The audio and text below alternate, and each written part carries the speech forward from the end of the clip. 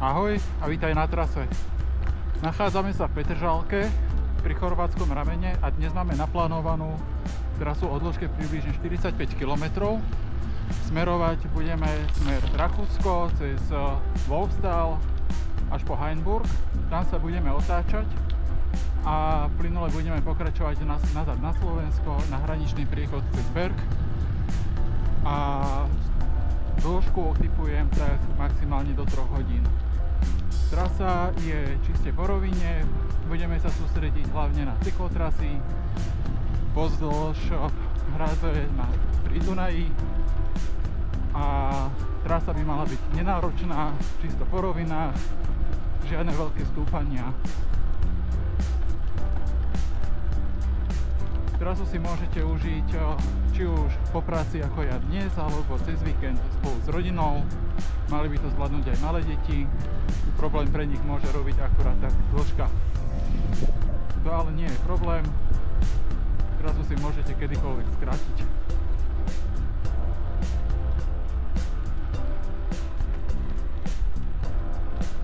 Táto trasa, po ktorej sa teraz presúvam, je priamo urobená v Petržalke. Je to ideálne miesto na presun z mestskej časti priamo na hrádzu. Obchádzam tak ideálnym spôsobom všetky hlavné cesty. Nie som v ohrození aut a je to veľmi príjemný úsek, veľmi obľúbený, či už pre ľudí na prechádzke, alebo bežcov, alebo pre bicyklistov. Taktiež je tu super vybudované osvetlenie, takže to ľudia využívajú aj v zime, hlavne na beh, kde je veľmi skoro tma a vďaka osvetleniu sa tá ďalto dá športovať aj v zimných obdobiach po robote napríklad.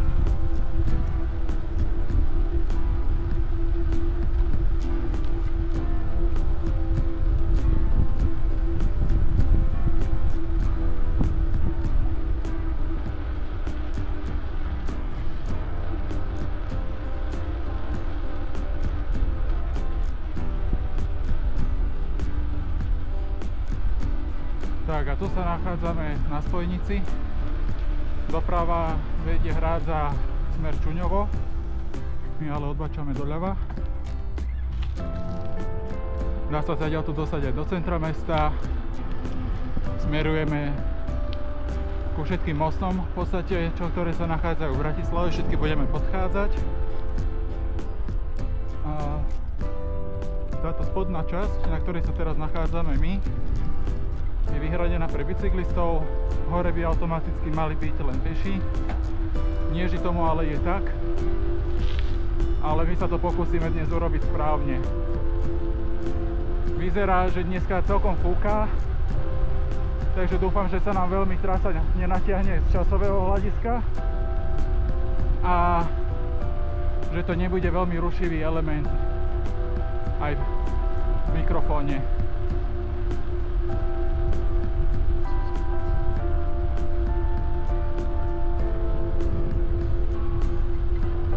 A ako sa tak pozerám, tak ľudia povyťahovali bicykle, dokonca aj korčule.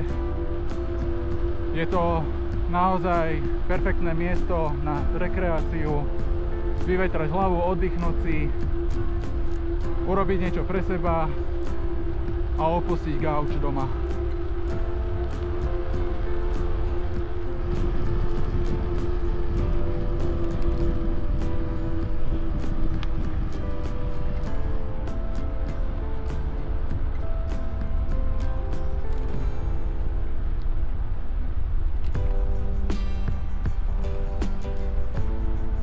Bicyklisti dolu.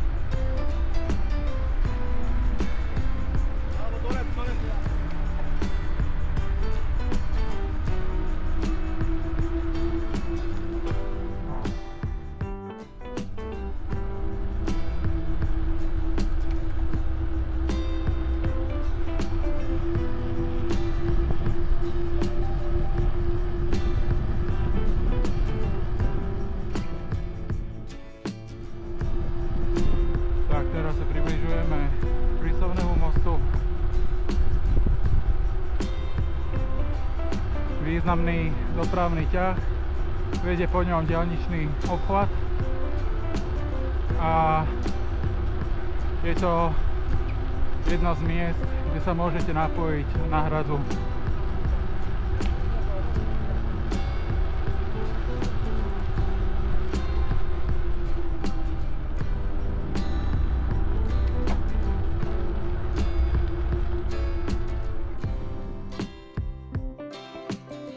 Prístavný most bol dostávaný v roku 1985 s pôvodným názvom Most hrdinov Dukly.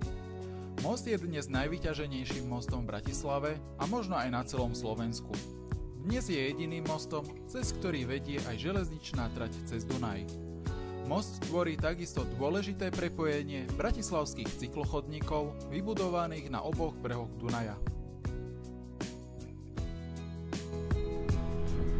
Treba tu vždy dávať pozor na to, kto schádza dolu, lebo vám priamo krížuje cestu a nemusíte si ho všimnúť.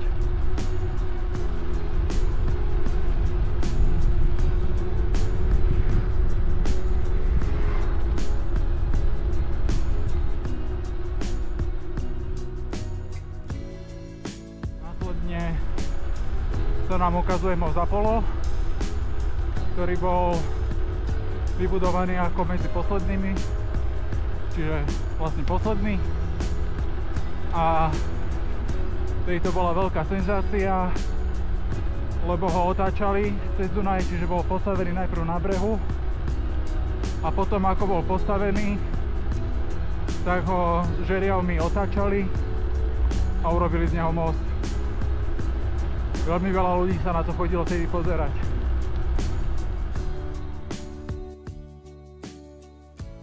Most Apollo je otvorený od roku 2005 a nazývaný je podľa bývalej rafinérie Apollo, ktorá tu kedysi stála. Bol to prvý most na Slovensku, ktorý bol presunutý ako celok z brehu na svoje miesto. Mostom vedú cyklotrasy, využiteľné zároveň aj ako trasy pre bežcov či peších a plynule sa napájajú na obľúbené cyklochodníky po hrádzi Dunaja, po ktorej ideme dnes aj my. Zaujímavosťou je, že i napriek tomu, že ponúka nádherný panoramatický výhľad na Bratislavu, mnohí bratislavčania sa po ňom dodnes ešte neprešli. Samozrejme, ak nerátame úsek po autobusovú zastávku.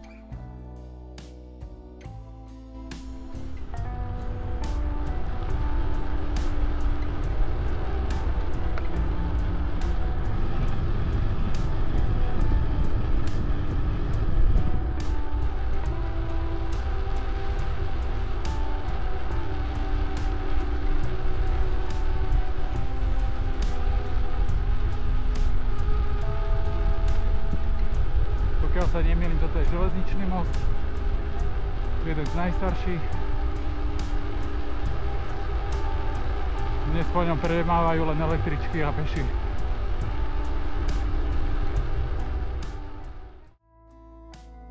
Starý most je v Bratislave najstarším mostom cez Dunaj, ktorého vznik sa datuje do roku 1891, pričom až do roku 1972 slúžil ako jediný pevný most. Tento most prešiel mnohými menami, ako sú Františkov most, Štefánikov most, most Červenej armády, či dnes známy ako Starý most. Počas druhej svetovej vojny bol nemeckou armádou zničený, následne bol Červenou armádou opravený a uvedený opäť do prevádzky. Posledná jeho rekonštrukcia prebehla v rokoch 2014 až 2016. Počas rekonštrukcie bol pritom úplne odstránený, čo je dosť veľká rarita. Most v podstate zmizol a následne ho postavili na novo v rovnakom štýle.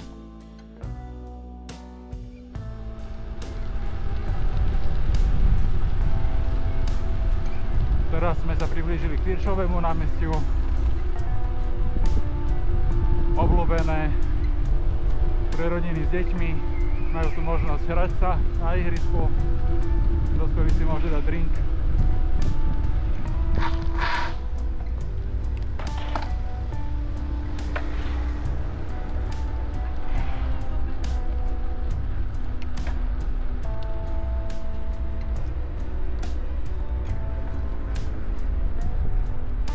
Priamo sa napájame do sadu Janka Kráľa. strane Aupark, na pravej strane Dunaj. Sad Janka Kráľa sa nachádza na území mestskej časti Bratislava Petržalka a je najstarším verejným parkom v strednej Európe. Na pravom brehu Dunaja sa tu nachádza už od roku 1774. Vplyvom barokového klasicizmu sa vytvorila 8-ramenná hviezdica, do ktorej sa neskôr vysadili stromoradia. Podľa usporiadania chodníkov park pomenovali Sternallee, čo v preklade znamená hviezdicová aleja. Jednotlivé aleje dostali pomenovania podľa druhu stromov: jelšová, topoľová, javorová, vrbová, jaseňová a brestová. Najväčším unikátom sú platany javorolisté, a to vďaka ich veku približne až 200 rokov, ako je rozmermi kmeňa, ktorých obvod dosahuje vyše 500 až 600 cm. Park v minulosti prešiel mnohými zmenami, ale do dnešnej podoby, ako ho poznáme my, sa dostal už v roku 1839. Pred nami most SMP. Neviem, prečo ho všetci nazývajú ako UFO.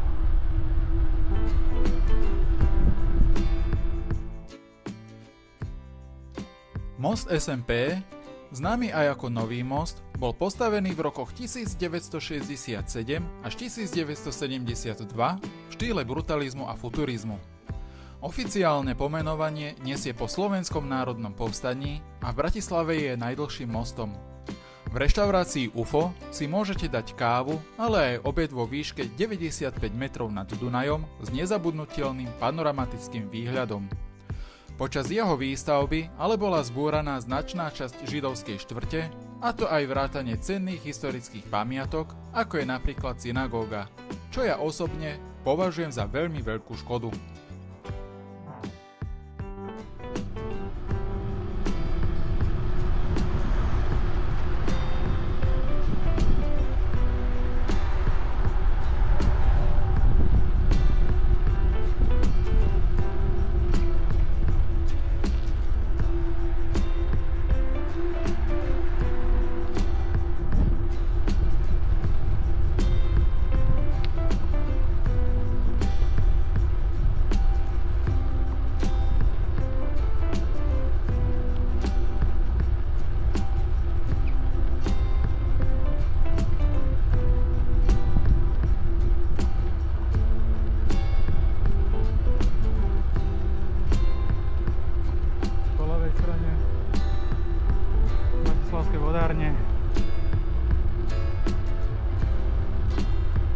Ich lokalita na tomto mieste nie je náhodná, ale to si povieme za chvíľku.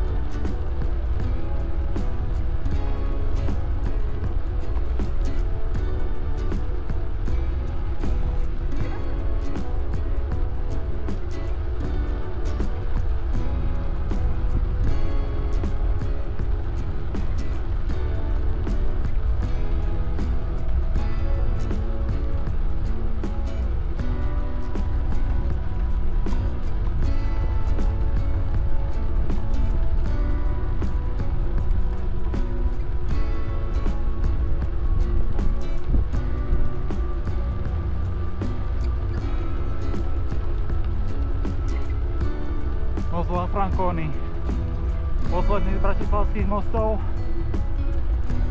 a jedna pod ním aj razcestník pre turistov.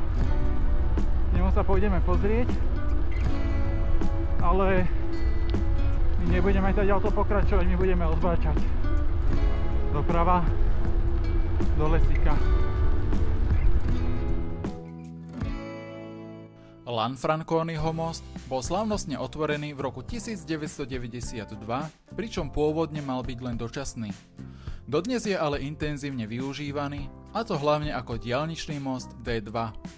Meno dostal podľa talianskeho staviteľa a vynálezcu Emanuela Lanfranconiho, ktorý v Bratislave podporoval výstavbu prístavu a hrádzi v 19. storočí.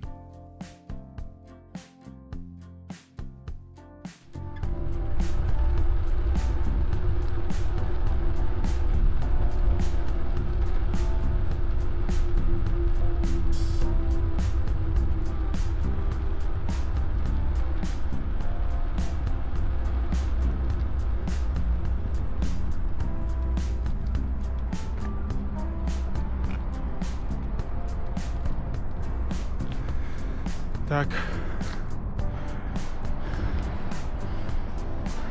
Gabčíkovo vľavo, Berg vpravo. Náučné cedule.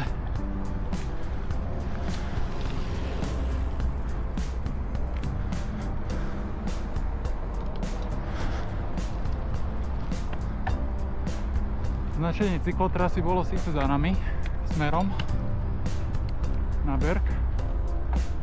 My to ale zoberieme tadiaľto. Je tu aj pešia turistika značená. Vchádzame do tzv. Pečianskeho lesa. Je to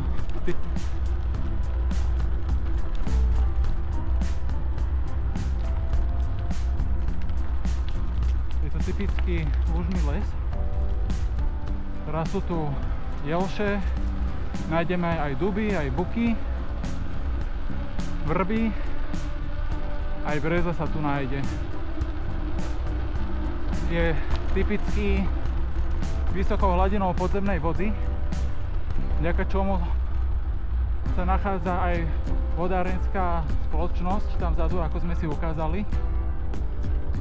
Je to územie bohaté na čistú pitnú vodu. To znamená, môže sa piť priamo v takom stave, v akom sa nachádza v pôde.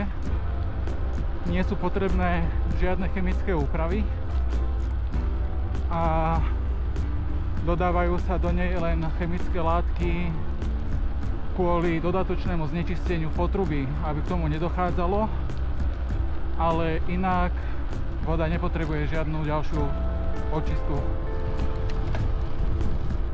Pečiansky les sa nachádza na okraji Petržalky a dokonca je chránený. Rôzne jeho územia majú rôzny stupeň chránenia, od 2. až po 4. stupeň. Je to spôsobené rôznou diverzitou flóry a fauny a je dobré, že ho tu máme a treba ho chrániť. Prosím, neodhadzujte žiadne papiere, ani fľaše, ani nič. Je to naozaj chránené územie a treba si ho vážiť.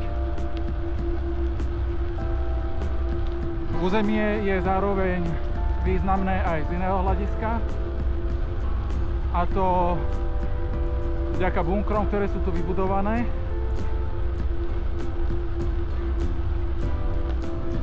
Jeden si pôjdeme aj pozrieť, tuším tu, jak sú ľudia.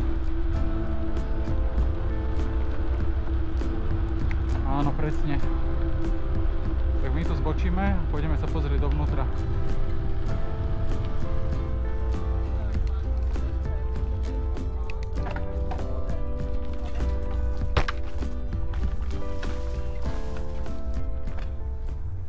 Tak nachádzame sa v jednom z opevnení bunkrov. Tu voľný vstup. Ja ale veľmi toho nevidím.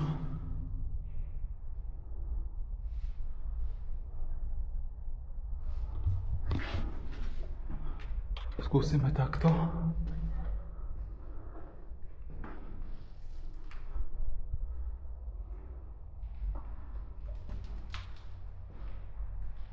Tak toto vyzerá momentálne v bunkri.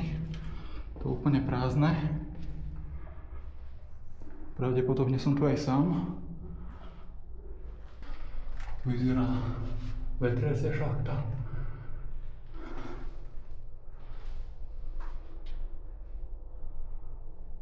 Hore sa nachádza diera. Tá slúžila takisto na prehľad, čo sa deje vonku. Tam bol strčený periskop. Druhá strana.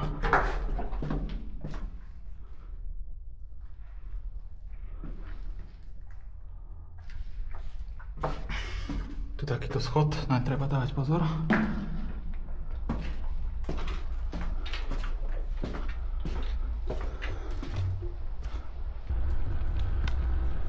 Bunkre tu nie sú vybudované len náhodne. Nachádzame sa totižto na ceste, ktorá sa dá nazývať aj ako pohraničná alebo pohraničiarska signálka a je významná hlavne vďaka týmto bunkrom, ktoré tu boli vybudované. Pohraničiarska signálka je známa aj pod názvom Benešová línia, ktorá bola vybudovaná v rokoch 1935 až 1938 ako obrana proti Nemecku, Maďarsku, Rakúsku a Poľsku. Československo sa po prvej svetovej vojne objavuje na mape ako nová krajina, ktorá v tom čase zahŕňala aj územie Podkarpatskej Rusy. Práve vďaka tomuto územiu Československo malo priame hranice aj s Rumunskom, s ktorým si vytvorilo silné spojenstvo. Pre ostatné okolité štáty sa Československo ale stalo trňom v oku. Československému vojenskému štábu tak po krátkom čase bolo zrejmé, že v prípade vojenského útoku okolitých štátov bude čeliť výraznej početnej prevahe a vybudovanie vojenskej obrannej línie sa tak stalo nevyhnutnosťou. K rozhodnutiu vybudovať túto líniu opevnení ale došlo až v roku 1933 ako reakcia na nástup Hitlera a fašizmu k moci. Opevnenia sa mali budovať až do roku 1951. Po Mnichovskej zrade a následnom rozdelení Československa boli práce na tomto obrannom systéme zastavené. Ak sa vám pohraničné opevnenie výrazne podobá na známu Magintonovú líniu vo Francúzsku, tak vás musím upozorniť na jeden zásadný rozdiel medzi týmito opevneniami. Úlohou Magintonovej línie bolo útok nepriateľa zastaviť a zabrániť jeho ďalšiemu postupu. Úlohou československého opevnenia bolo útok nepriateľa spomaliť a získať drahocenný čas na preskupenie vojska. Z tohto dôvodu sa medzi týmito dvoma systémami opevnení nachádzajú značné konštrukčné rozdiely a ich ďalšie vzájomné porovnávanie neodporúčam. Ku aktívnemu využívaniu systému opevnení ale došlo len na krátky čas počas druhej svetovej vojny v roku 1945. Po roku 1989 bolo hraničné pásmo zrušené. Objekty v Pečianskom lese ostali vo vlastníctve armády, boli zakonzervované a uzavreté. V Pečianskom lese sa nachádzajú celkom 4 bunkre, a to BS-1 Šterkovište, BS-2 Mulda, BS-3 Paseka a BS-4 Lány. Najlepšie zrekonštruovaným je BS-4 Lány, o ktorý sa stará občianske združenie Múzeum Petržalské opevnenia. Múzeum je prístupné každú sobotu so sprievodcom vždy o celej hodine. Ak ale plánujete návštevu ako skupina uprostred týždňa, určite sa budete vedieť dohodnúť. Bunker je vybudovaný dobovou technikou a exponáty sú originály. Múzeum vrelo odporúčam a na konci si na vás počká aj prekvapenie.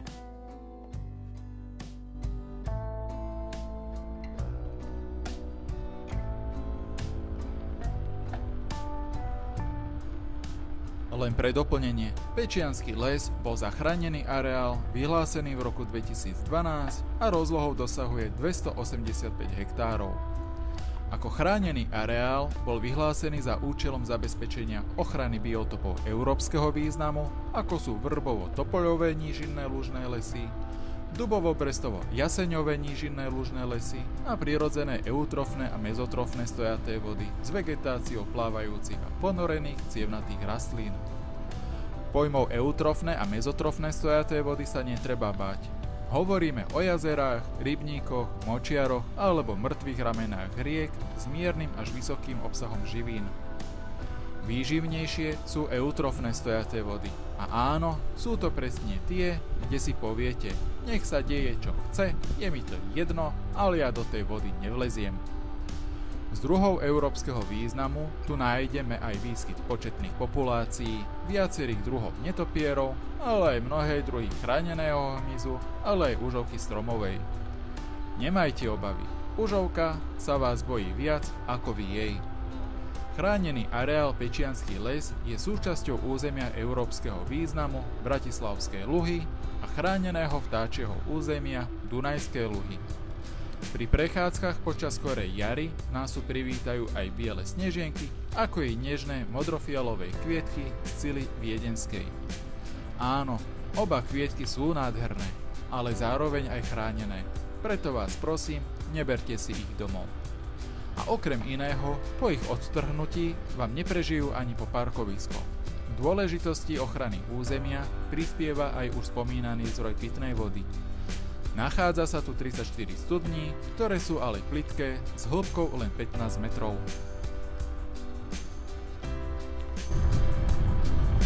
A my pomaly opúšťame Pečiansky les.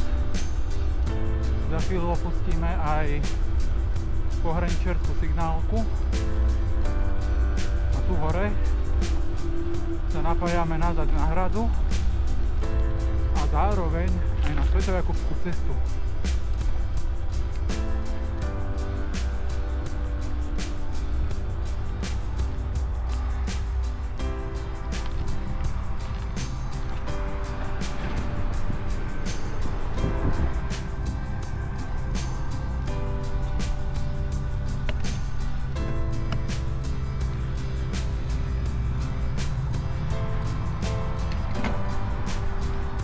Teraz pokračujeme po hrádzi smerom na hranicu medzi Slovenskom a Rakúskom. Kontroly tu nie sú žiadne. Autá síce spomalujú a kontrolujú, ale doklady si nepýtajú. Iba pozrú, koľko ľudí je v aute, aký typ auta to je a podľa toho sa zariadia ďalej. Ak sa vyberiete na korčuliach, pešo alebo na bicykli a pôjdete po hrádzi, problém mať nebudete. Nezabudnúť na doklady, ako vždy, keď človek prechádza hranice, ale to je tak všetko. Zároveň je tu urobený bufet, obľúbený, často tu ľudia sedia, si chcú oddychnúť.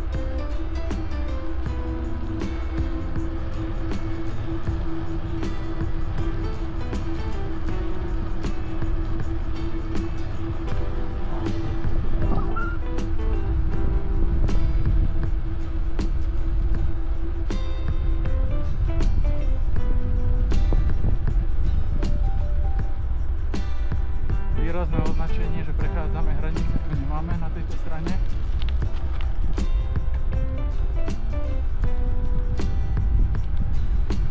Hlavné značenia sú príklad tam pri ceste.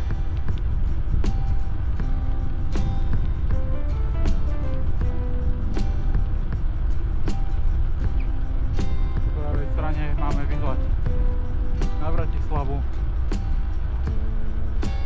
aj na Kamzik.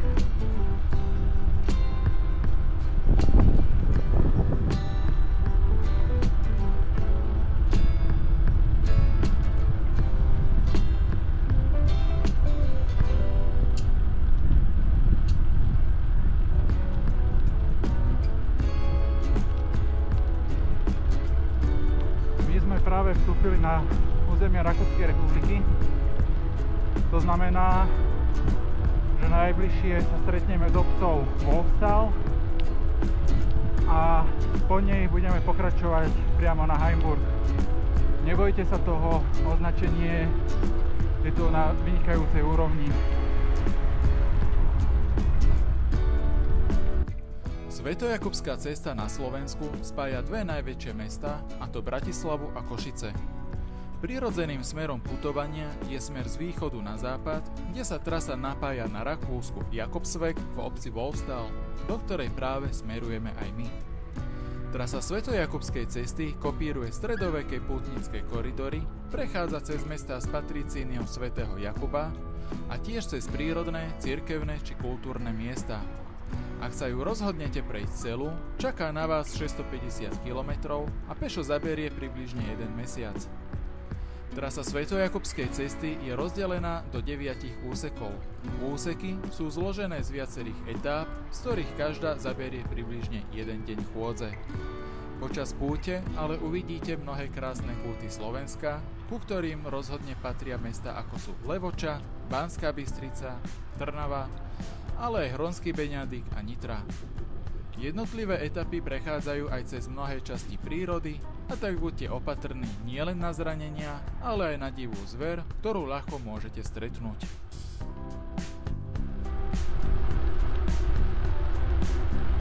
Práve teraz vchádzame do obce Wolfstal.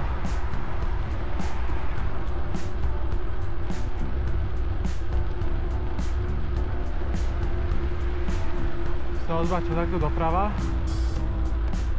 Za chvíľku sa dostaneme nazad po hlavnej ceste. Pokiaľ sa nemýlim, chvíľku budeme musieť ísť aj po nej.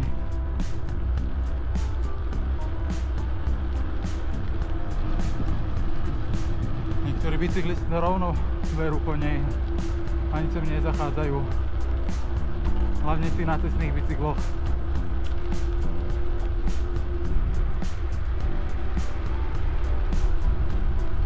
Tu doľava, vždy preletím inak.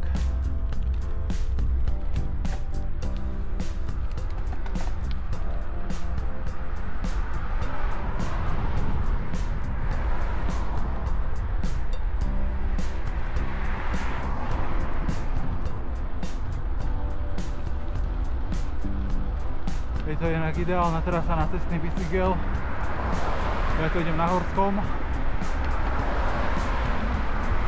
A dá to zabrať na Horskom, ale netreba mať obavy. Dá sa to, len je to trošku pomalšie. Netreba ani super extra drahý. Stačí úplne obyčajný.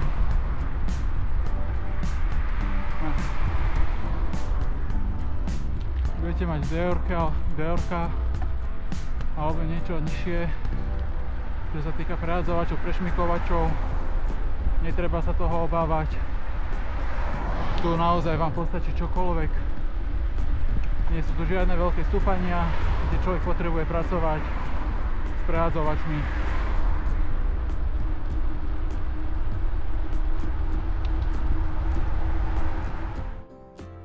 Táto malá obec, ležiaca len pár minút za Bratislavou, má v skutočnosti zaujímavú históriu.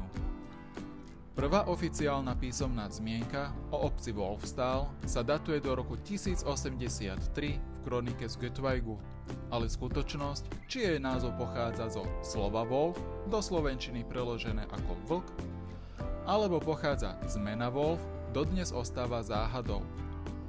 Jedno ale vieme povedať s istotou. Osídlenie obce sa datuje až do stredoveku, kedy sa na tomto území usídlilo keľtsko-ilírske obyvateľstvo. Následne sa tu na určitý čas usídlili aj Rímania a v rámci sťahovania národov aj Huni, Avári, Góti, Lombardi a napokon aj Slovania. V súčasnosti má obec približne 1250 obyvateľov, z ktorých až 1/3 tvoria Slováci. Vysoký počet slovenského obyvateľstva ale nie je náhodou. Je to spôsobené blízko ležiacou Bratislavou, s ktorou už v roku 1911 bola prepojená tzv. Prešporskou električkou. Z toho, že dnes električka nepremáva, ale netreba byť sklamaný, pretože od roku 2008 bola do obce zavedená mestská hromadná doprava z Bratislavy. Autobus číslo 901 od mostu SNP sem jazdí v pravidelných hodinových intervaloch, okrem nedele, kedy sem jazdí každú druhú hodinu. Ak sa vám teda pokazí bicykel, ste zachránení. Počas svojej histórie si Wolfstal ale aj čo to vytrpel, keď v roku 1529 zažil prvý turecký vpád.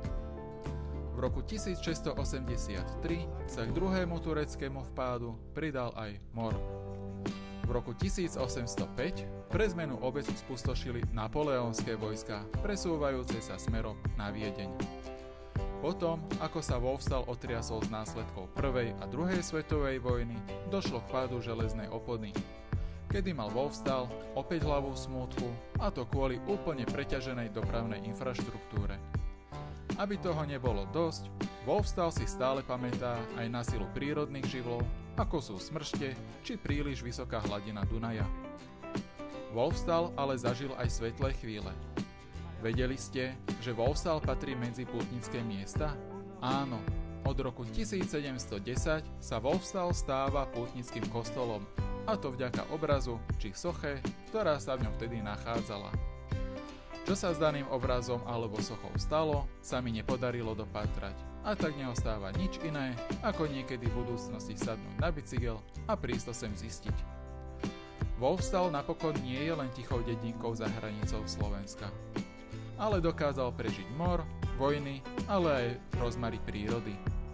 Vďaka svojej pestrej minulosti to je dnes krásne miesto, ktoré spája históriu s prítomnosťou a je pekné ho vidieť, keď človek vie, čo všetko sa tu už stalo.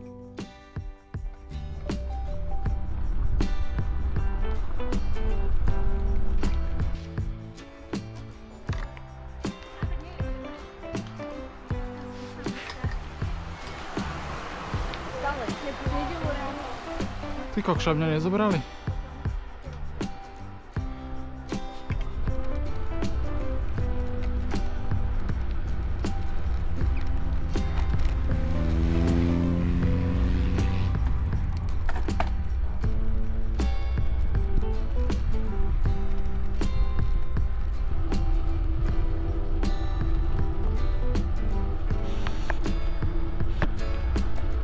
Značení majú naozaj dosť. Sme v podstate uprostred pola. Aj to značenie cyklotrasy. Kade mám ísť?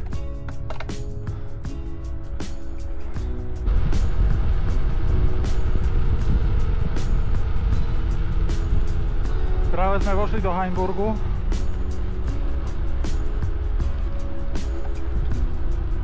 Tí, čo si dáte toto za cieľ, tak sa môžete otočiť aj s souvislou trasou nazad, alebo to môžete zobrať na Kice do Petržalky.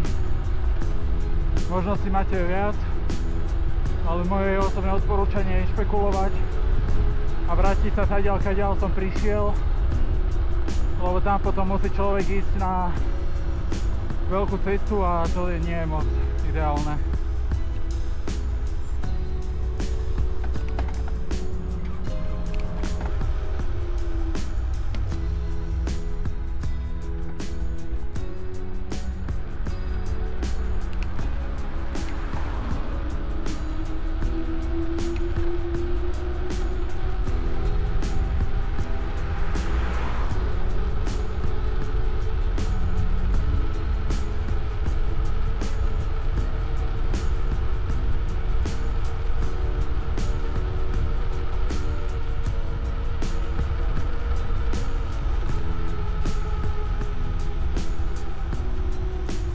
Máme možnosť vidieť v Hainburgu pozostatky opevnenia.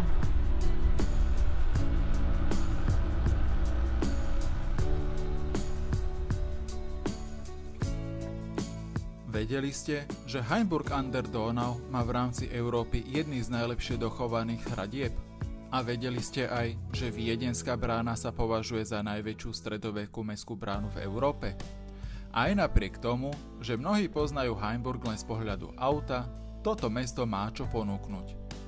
Nachádza sa tu hradobné opevnenie z 12. až 13. storočia o dĺžke približne 2,5 km, ktorý miestami dosahuje až 12 metrov a je 2,2 metra hrubý. V rámci hradieb nájdeme aj 3 brány a 13 dochovaných veží. Pre nás najznámejšou bránou je Viedenská brána. Áno, presne tá, pred ktorou vždy čakáme v aute na zelenú. Hovorí sa, že v minulosti do nej zatvárali opitých ľudí, a to medzi drevenými vrátami a padacou vežou. A keďže piť na verejnosti je dnes zakázané, dávajte si pozor, aby tam nezavreli aj vás. Z dochovaných brán tu ale nájdeme aj maďarskú a najmladšiu rybárskú bránu. Okrem hradobného opevnenia, brán a veží sa v meste dochovali aj ďalšie zaujímavé pamiatky. Patrí k nim napríklad Haydnová fontána. Určite ste si teraz položili otázku, prečo práve Haydnová fontána. Veď Franz Josef Haydn sa predsa narodil v nedalekej rakúskej obci Rohrau. Áno, on síce z Hainburgu an der Donau nepochádza, no v tomto meste sa narodil jeho otec. O čom sa ale menej rozpráva, je, že známy hudobný skladateľ Franz Josef Haydn práve v tomto meste dostal v rokoch 1738 až 1741 základné hudobné vzdelanie. A preto si tohto hudobného virtuóza dodnes uctievajú aj v meste Hainburg an der Donau. Ak ste sa Heimburg rozhodli navštíviť, odporúčam do pozornosti aj Mariánsky stĺp, mnohí ho totiž považujú za najkrajší v Dolnom Rakúsku. Ak sa vám ale bude podobať na ten v Nitre na Slovensku, nenechajte sa pomýliť. Oba stĺpy totiž vytesal ten istý kamenosochár Martin Fögerl z mesta Bruck an der Leitha. Heimburg toho ponúka ale oveľa viac. Určite odporúčam pozrieť radnicu, románsku kostnicu, zrúcaninu hradu Schlossberg a mnohé ďalšie pamiatky. A ak sem prídete v júni, tak si do programu určite naplánujte aj stredoveké historické trhy.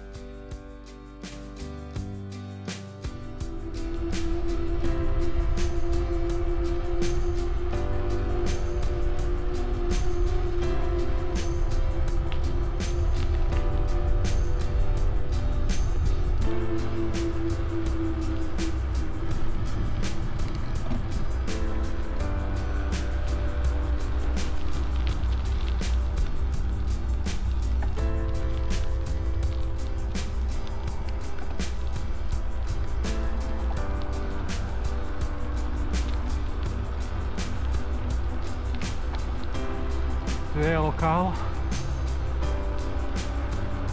ktorý je cez víkend plný. Stojí za to sa sem prísť pozrieť a vyskúšať.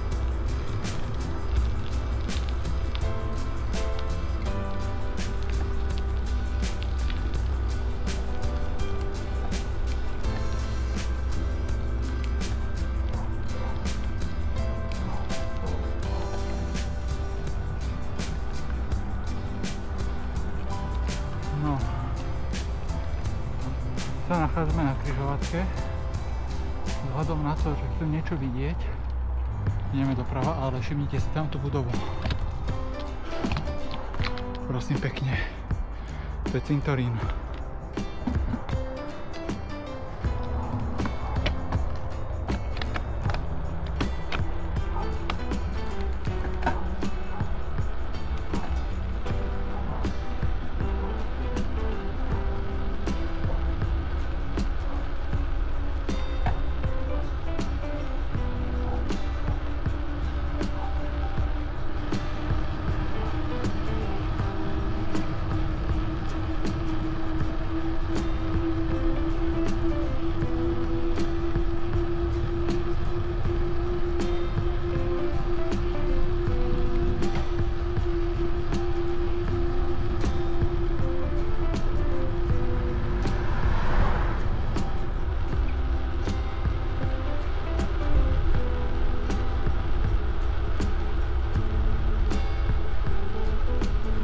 Tak vchádzame do obce Bad Deutsch-Altenburg a nachádza sa tu jedna pamiatka, ktorú odporúčam prísť pozrieť, je to výnimočné a hovoríme o tzv.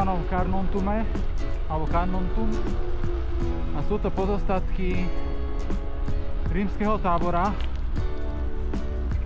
a nepamätám si, že by som niečo v okolí podobné videl. Takže je tu vybudované takéto múzeum, ale ja to vidím tiež len prvýkrát, takže ani sám neviem, na čo sa mám presne sústrediť.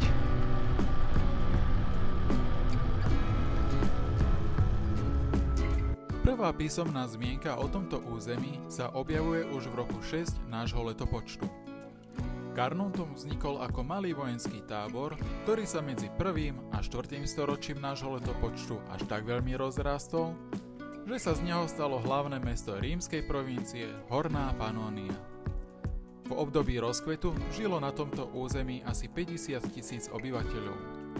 Územie patrilo do systému opevnenia Limes Romanus, ktorého hlavnou úlohou bolo na jednej strane chrániť priechod Jantarovej cesty cez Dunaj, ale zároveň chránil aj severné hranice Rímskej ríše pred barbarskými kmeňmi.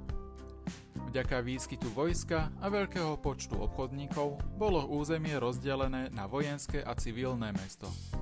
Vojenské mesto tvorilo legionársky tábor, pokým na území predmestia žili rodiny vojakov, obchodníci a remeselníci.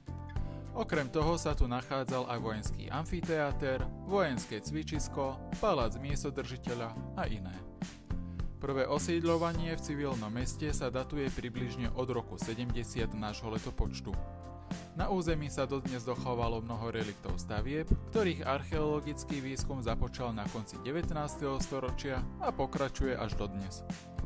Zaujímavosťou ale je, že doposiaľ sa podarilo preskúmať asi len 0,5% z celého mesta. Dnes je to vybudované aj múzeum, ktoré rozhodne odporúčam prísť navštíviť.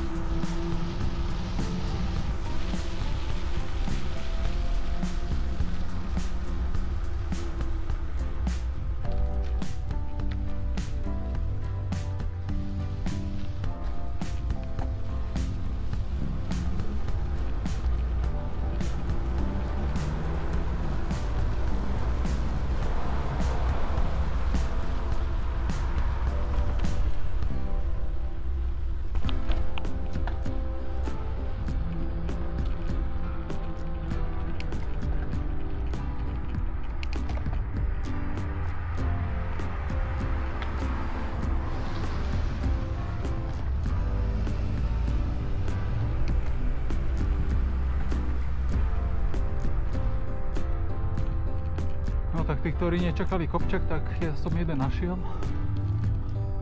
Ale samozrejme sa to dá určite obísť.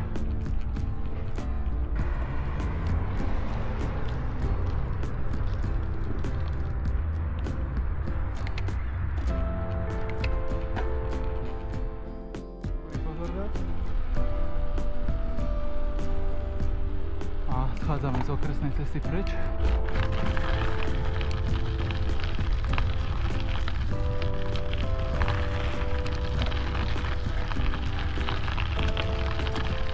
Tu je síce označenie, že privátna cesta, ale tu hneď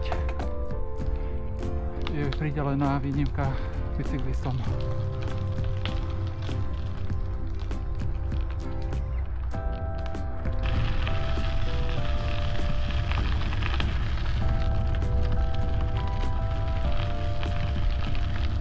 Tu schádza dolu.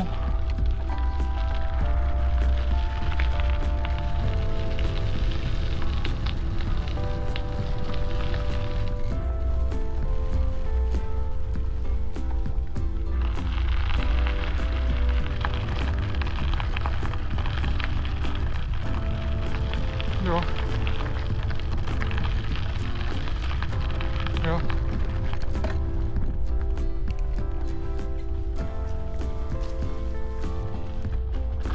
Vľavo môžete vidieť cestičku. Je urobená pre peších turistov. Keď sa na to pozerám, tak na bicykli by som tadiaľ nešiel asi radšej. A majú tu urobených plno takýchto pekných, jak to nazvať, turistických trás.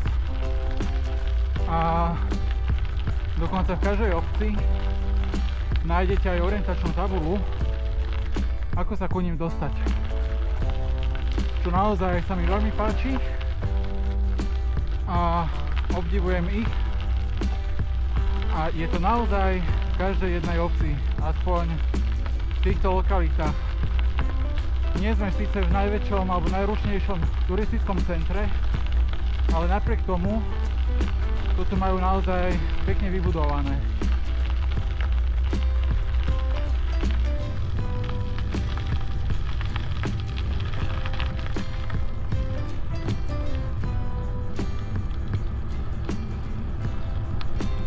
Práve sme vošli do obce Hunsheim.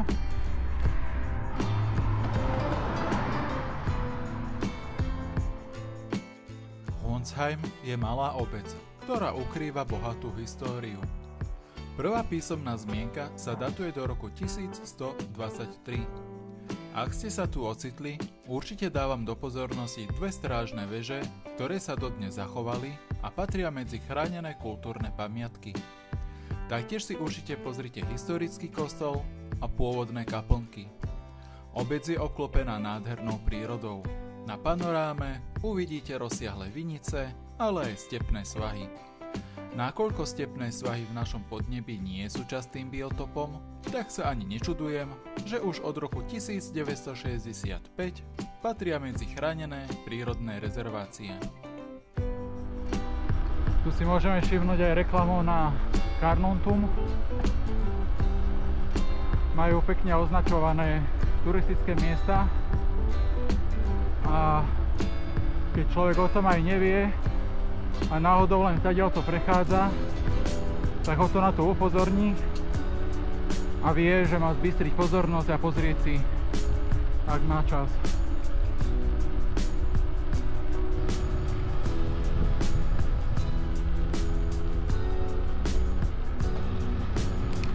My odváčame vľavo, značená cyklotrasa.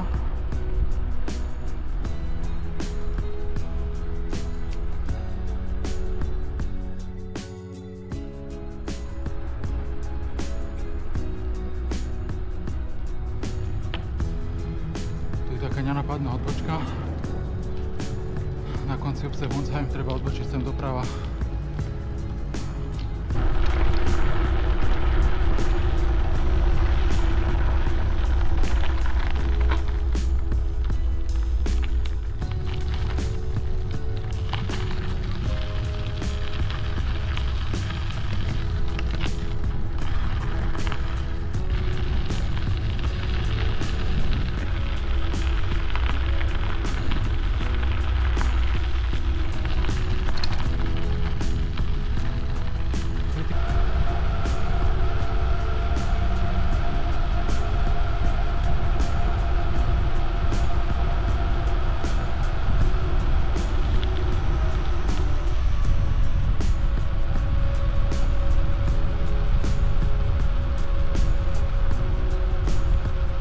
Edelstahl.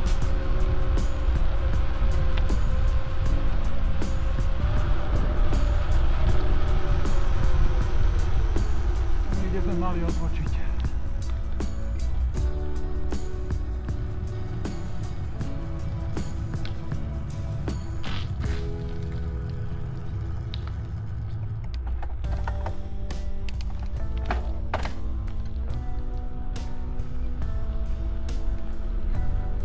Pôjdeme vpravo.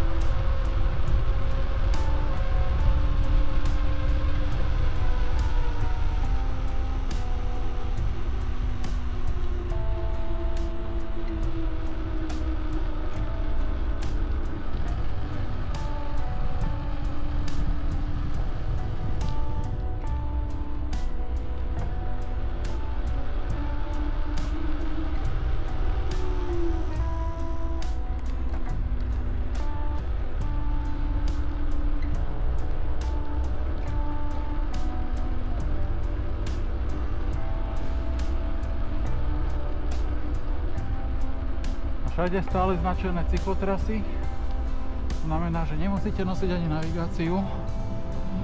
Stačí mať len predstavu, kadiaľ chcete ísť. A určite sa nestratíte.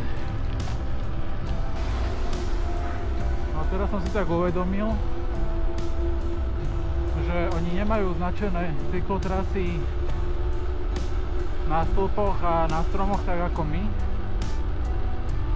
ale riešia to týmito cedulami na križovatkách. Jedno aj druhé je celkom praktické. Na tomto sa mi viac páči to akorát, že si viem priebežne sledovať smer, ktorým idem. kdežto u nás je tých rasistníkov menej. A keď vidím len C-čko, tak viem, že som na cyklotrase, viem na ktorej farbe, ale tých rasistníkov je pomenej než tu. Takže naozaj neviem sa rozhodnúť, čo je lepšie, neviem.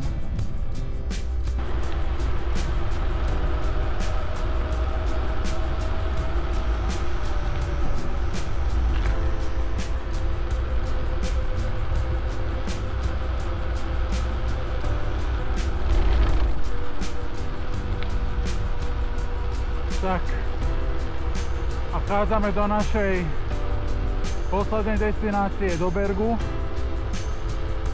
Je za ním ešte obec Tice, cez ktorú sa dá vojsť na územie Slovenska. Tadiaľ my ale neideme, lebo to by sme sa dostali inou trasou, ako chceme. Tam sa vojde rovno do Petržalky, ku stanici Petržalka, vlaková stanica, ale my sa chceme dostať na tú istú trasu, ako sme vyražali, čiže na Hradu, tak Tice budeme obchádzať.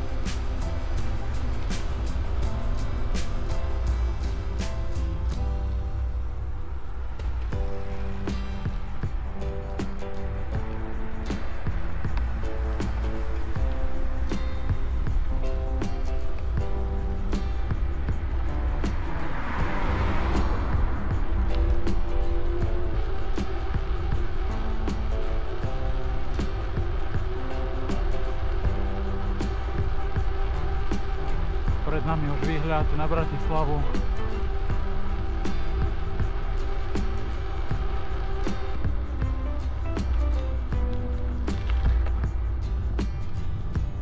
Tak tady to zrovna nie.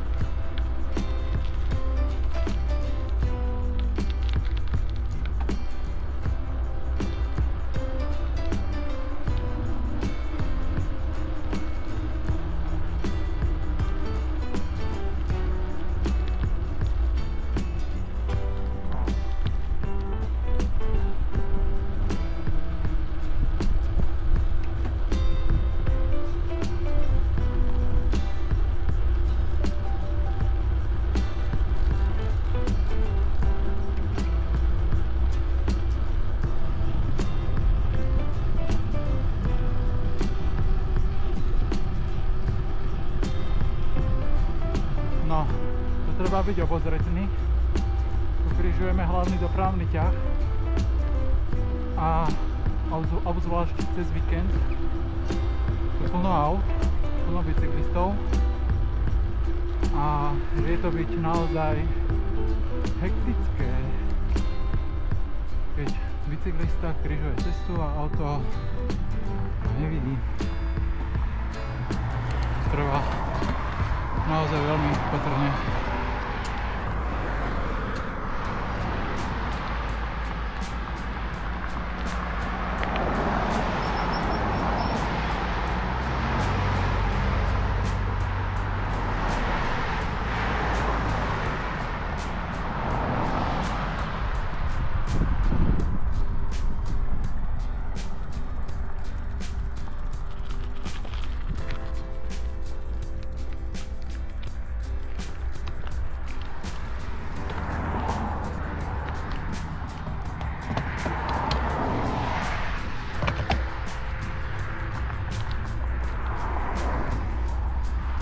Ja sa s vami lúčim. Dosiahli sme cieľ. A teraz predo mnou je už len trasa, ktorú sme dneska spolu prešli, takže nevidím dôvod to prechádzať znovu. Je to už len rovno. Prešli sme približne okolo 40 km, sa mi zdá. A je to naozaj jednoduchá trasa. Zvládne ju každý. Netreba žiadnu výnimočnú technickú zručnosť. Jediné, čo môže byť náročné, je kilometráž, ale na cestnom bicykli sa aj to odpočítava a môžem len odporúčiť takto pekne po robote, ako dnes ja, alebo cez víkend vypadnúť na čerstvý vzduch, paradička. Náročnosť ľahká.